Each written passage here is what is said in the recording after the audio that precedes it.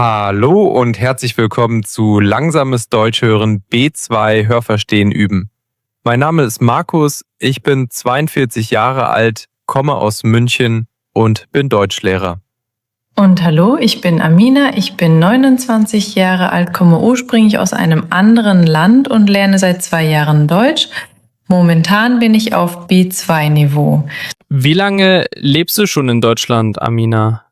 Ich bin vor etwa einem Jahr hierher gezogen. Man merkt, dass du in dieser Zeit schon viel gelernt hast. Dein Deutsch ist wirklich gut verständlich. Dankeschön.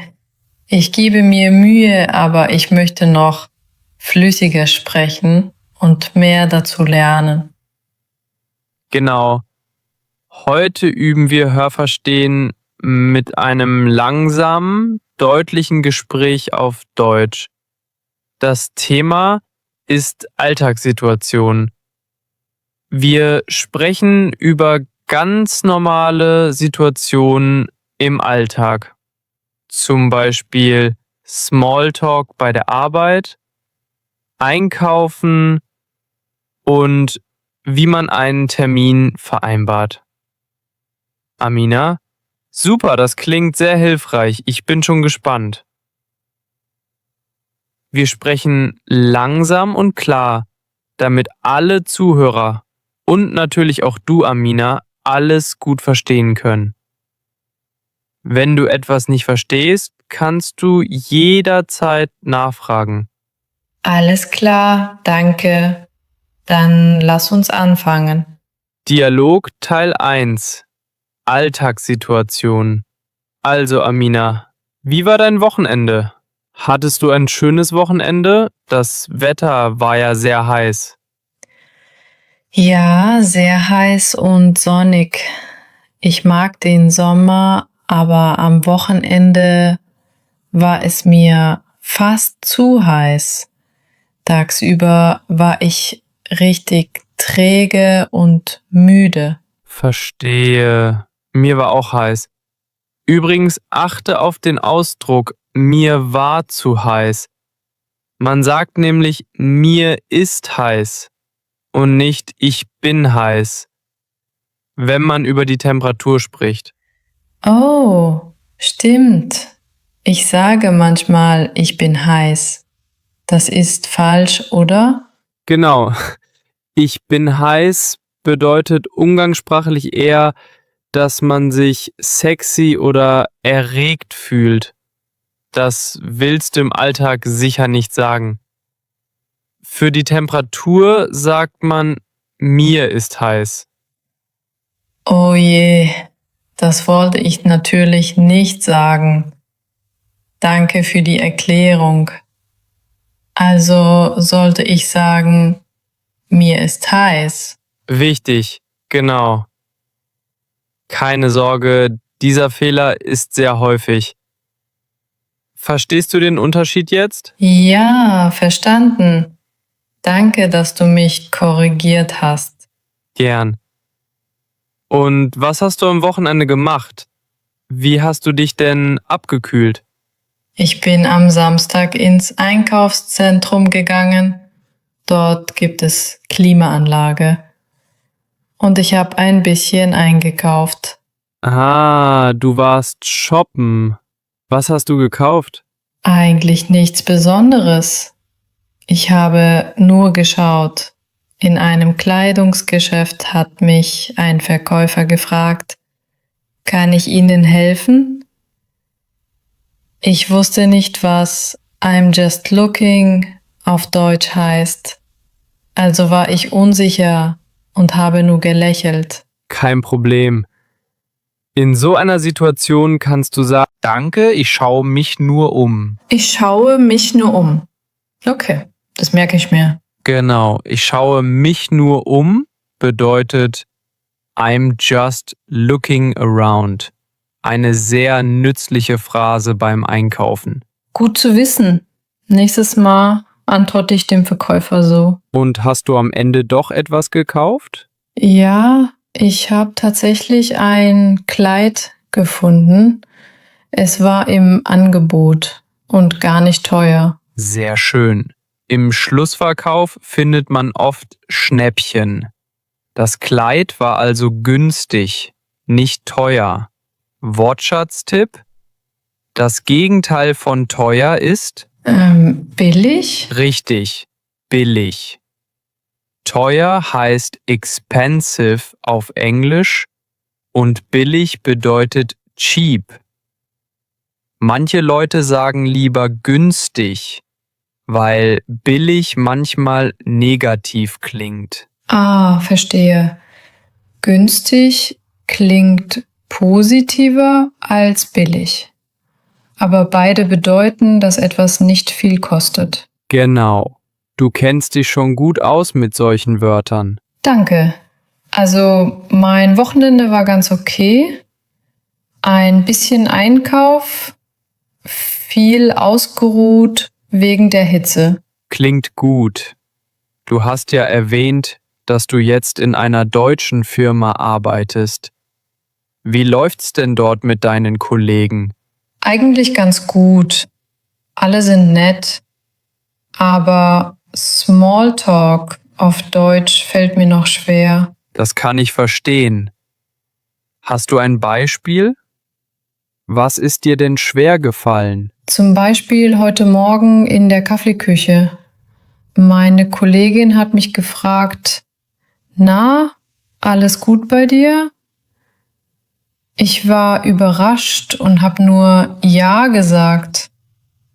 Danach war mir das ein bisschen peinlich, weil ich nicht mehr gesagt habe. Ich kann mir vorstellen, dass dich das verunsichert hat. Na, alles gut ist eine sehr lockere, umgangssprachliche Begrüßung unter Kollegen oder Freunden. Das ist so ähnlich wie Wie geht's dir? Oder Alles okay bei dir? Aha, verstehe. Und was antworte ich darauf am besten? Du kannst zum Beispiel antworten: Ja, danke, alles gut bei mir. Und bei dir? Wichtig ist, dass du freundlich zurückfragst. Also könnte ich sagen, ja, danke, alles gut. Und bei dir? Genau, perfekt. Oder, wenn du etwas erzählen möchtest, kannst du die Frage als Gelegenheit nutzen. Zum Beispiel: Ja, danke, alles gut. Ich war am Wochenende im Park. Und so weiter. Verstehe. Dann sage ich nächstes Mal vielleicht ein bisschen mehr als nur ja. Genau, encouraging. Trau dich ruhig, etwas zu erzählen. Manchmal fragen Kollegen auch, wie läuft's? Das habe ich schon ein paar Mal gehört. Richtig. Wie läuft? Bedeutet so viel wie geht's dir oder wie läuft die Arbeit? Und darauf kann ich antworten, läuft gut, danke. Ja, genau, läuft gut oder alles läuft gut. Das sagt man, wenn alles in Ordnung ist. Okay, das werde ich mir merken. Sehr schön. Und wie ist das mit deinem Chef? Du siehst ihn oder? Ja, meinen Chef spreche ich mit Sie an und nenne ihn beim Nachnamen. Die Kollegen duze ich. Dieses Du und Sie fand ich am Anfang schwierig. Das geht vielen so. In vielen Firmen duzen sich heute zwar alle, aber wenn du unsicher bist, ist sie zuerst höflicher. Der Chef bietet dir du vielleicht irgendwann an. Genau. Gestern brauchte ich zum Beispiel einen Rat von meinem Chef und wusste nicht, wie ich ihn höflich um Hilfe bitten soll. Was hast du denn gesagt? Ich glaube, ich war etwas direkt. Ich habe gesagt, ich brauche Ihre Hilfe bei diesem Projekt. Das ist nicht unhöflich, aber man kann es noch höflicher formulieren. Zum Beispiel: Entschuldigung, könnten Sie mir kurz bei diesem Projekt helfen? Oder wären Sie so freundlich, mir kurz etwas erklären? Ach so, gut zu wissen. Das klingt viel höflicher. Höflichkeit ist wirklich wichtig, vor allem bei Vorgesetzten. Genau, Konjunktiv 2, also könnten, wären, benutzen wir oft, um höflich um etwas zu bitten. Gut zu wissen, das muss ich mir merken. Absolut. Ich habe auch noch eine Situation. Gestern musste ich meinen Chef fragen, ob ich früher gehen darf, weil ich einen Arzttermin hatte. Da war ich auch unsicher. Und was hast du gesagt? Ich habe gesagt, ich muss heute früher gehen. Und da hat mein Chef mich ein bisschen irritiert angeschaut. Verständlich, aber etwas direkt. Besser wäre, Entschuldigung, wäre es in Ordnung, wenn ich heute etwas früher gehen dürfte? Ich habe einen Arzttermin. Oh, das klingt viel besser. Oder etwas kürzer, könnte ich heute ausnahmsweise früher Schluss machen? Ich habe einen Arzttermin. Ja, das ist auch gut. Sehr gut. Kannst du das noch einmal wiederholen, damit du dich daran gewöhnst? Klar. Entschuldigung, wäre es in Ordnung, wenn ich heute etwas früher gehen dürfte? Ich habe einen Arzttermin. Perfekt, das klang sehr höflich. So ist es genau richtig. Super, danke. Solche Phrasen helfen mir wirklich weiter. Machen wir eine kurze Zusammenfassung. Amina, was hast du aus unserem Gespräch bis jetzt verstanden? Kannst du mir ein paar wichtige Sätze wiederholen? Also, ich habe verstanden, dass man sagt, mir ist heiß und nicht, ich bin heiß, wenn einem warm ist. Richtig. Was noch? Beim Einkaufen kann ich Ihnen helfen antworten, danke, ich schaue mich nur um. Genau, sehr gut. Hast du ein Beispiel für höfliche Fragen im Büro? Ja, zum Beispiel statt ich brauche Hilfe, sollte ich lieber fragen, könnten Sie mir bitte helfen? Super. Und was antwortest du, wenn ein Kollege fragt, na, alles gut? Dann sage ich, ja danke, alles gut bei mir und bei dir? Perfekt. Genau. Du merkst dir die Phrasen schon richtig gut. Danke, es hilft mir sehr, sie laut zu wiederholen. Absolut. Wiederholen und üben ist wichtig. Gut. Dann machen wir weiter mit dem nächsten Teil, okay? Ja, gerne. Dialog Teil 2. Folgesituation. Gibt es noch eine Alltagssituation, die du gerne üben oder besprechen möchtest? Ja, auf jeden Fall. Ich muss nämlich bald selbst telefonisch einen Termin vereinbaren und davor habe ich ein bisschen Angst. Einen Termin vereinbaren. Das kriegen wir hin. Bei wem musst du denn einen Termin machen? Bei einem Arzt. Nächste Woche möchte ich einen Termin beim Hausarzt ausmachen. Alles klar. Sollen wir das einmal gemeinsam vorbereiten und üben? Ja, bitte. Weißt du schon, wie du am Telefon ungefähr fragen willst? Vielleicht so. Hallo, ich will einen Termin mit dem Arzt machen. Man würde dich verstehen, aber man kann es noch etwas höflicher und präziser ausdrücken. Besser klingt: Guten Tag, ich würde gern einen Termin vereinbaren. Einen Termin vereinbaren. Okay, nicht machen, sondern vereinbaren. Genau. Und statt mit dem Arzt sagen wir beim Arzt oder in der Praxis. Also einen Termin beim Arzt vereinbaren. Verstehe. Dann sage ich Guten Tag. Ich würde gerne einen Termin beim Arzt vereinbaren. Perfekt. Das klingt sehr gut.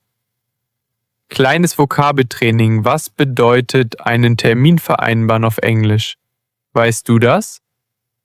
Ich glaube, das heißt to schedule an appointment. Richtig, genau. Ein Termin vereinbaren bedeutet to schedule an appointment, also einen Termin ausmachen.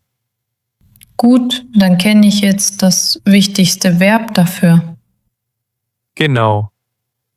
Wichtig ist auch, dass du dich am Telefon vorstellst. Du kannst zum Beispiel sagen, Guten Tag, hier spricht Amina Said. Oder hier ist Amina Said. Ja, hier spricht klingt ein bisschen formeller, aber hier ist auch in Ordnung. Beide Varianten sind möglich. Alles klar, verstanden. Wollen wir ein kurzes Rollenspiel machen? Ich spiele die Arzthelferin am Telefon und du rufst an. Ja, gerne, lass es uns probieren. Praxis Dr. Müller, guten Tag. Guten Tag, hier spricht Amina Said. Ich würde gerne einen Termin vereinbaren. Gerne. Haben Sie an einem bestimmten Tag Zeit? Hätten Sie vielleicht nächste Woche einen Termin frei? Schauen wir mal. Wie wäre es am Mittwoch um 10 Uhr? Mittwoch 10 Uhr würde mir gut passen. Ja, das passt mir. Sehr schön, dann haben wir Mittwoch um 10 Uhr. Bitte kommen Sie 10 Minuten früher, um ein Formular auszufüllen. In Ordnung, das mache ich. Vielen Dank für Ihre Hilfe. Gern geschehen. Auf Wiederhören. Tschüss. Sehr gut, Amina. Eine Kleinigkeit noch. Am Telefon sagt man besser auf Wiederhören statt Tschüss, vor allem bei formellen Telefonaten. Oh, stimmt. Das habe ich falsch gemacht. Also am Ende immer auf Wiederhören. Genau. Sonst war das Rollenspiel wirklich prima. Du hast es sehr gut gemacht. Danke. Ich war zwar etwas nervös, aber jetzt fühle ich mich sicherer. Ich habe nur immer noch Angst, dass ich am Telefon etwas nicht verstehe. Das ist ganz normal. In so einem Fall kannst du höflich nachfragen. Zum Beispiel, Entschuldigung, das habe ich gerade nicht verstanden. Könnten Sie das bitte wiederholen? Stimmt, das kann ich sagen. Dann sprechen Sie vielleicht langsamer oder erklären es nochmal. Genau. Die meisten Menschen helfen gern, wenn man freundlich nachfragt. Wortschatztipp. Falls du den Termin später doch nicht wahrnehmen kannst, müsstest du ihn absagen oder verschieben. Absagen heißt vermutlich canceln, oder? Richtig. Ein Termin absagen bedeutet to cancel an appointment. Und weißt du, was verschieben heißt? Verschieben kenne ich nicht. Verschieben heißt to postpone, also den Termin auf einen späteren Zeitpunkt verlegen. Alles klar, absagen oder verschieben, das merke ich mir. Super. Ich denke, du bist jetzt bestens vorbereitet, um deinen Termin selbst zu vereinbaren. Ja, ich fühle mich jetzt viel sicherer. Das hat mir sehr geholfen. Das freut mich. Dann lass uns zum Abschluss noch einmal die wichtigsten Ausdrücke wiederholen. Gute Idee. Zusammenfassung und Abschied. Heute haben wir viele nützliche Sätze und Wörter gelernt. Wiederholen wir zum Abschluss noch einmal einige wichtige Beispiele. Ja, gerne. Erstens, mir ist heiß. Was bedeutet das?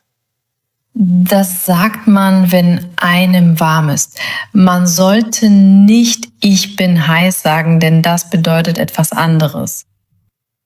Richtig. Zweitens, ich schaue mich nur um. Wann benutzt man das? Das sagt man im Geschäft, wenn man nur schauen will und keine Hilfe braucht. Genau. Drittens, na, alles gut oder wie läuft's? Das sind beides lockere Fragen unter Kollegen. Genau, sie bedeuten so viel wie geht's dir? Darauf kann ich zum Beispiel antworten, ja, danke, alles gut. Oder bei wie läuft's könnte ich sagen, läuft gut, danke. Wichtig ist zurückzufragen. Und dir? Richtig. 4. Könnten Sie mir bitte helfen? Wann benutzt man das? So bittet man höflich um Hilfe, zum Beispiel einen Kollegen oder den Chef, anstatt direkt Hilf mir zu sagen. Genau. 5. Ich würde gern einen Termin vereinbaren. Das sagt man, wenn man telefonisch einen Termin ausmachen möchte. Richtig. Und am Telefon verabschieden wir uns mit Auf Wiederhören statt Tschüss am Telefon. genau. Außerdem kennen wir jetzt die Ausdrücke einen Termin absagen, also canceln, und einen Termin verschieben, to postpone. Ja, genau. Das werde ich mir alles merken. Super, Amina.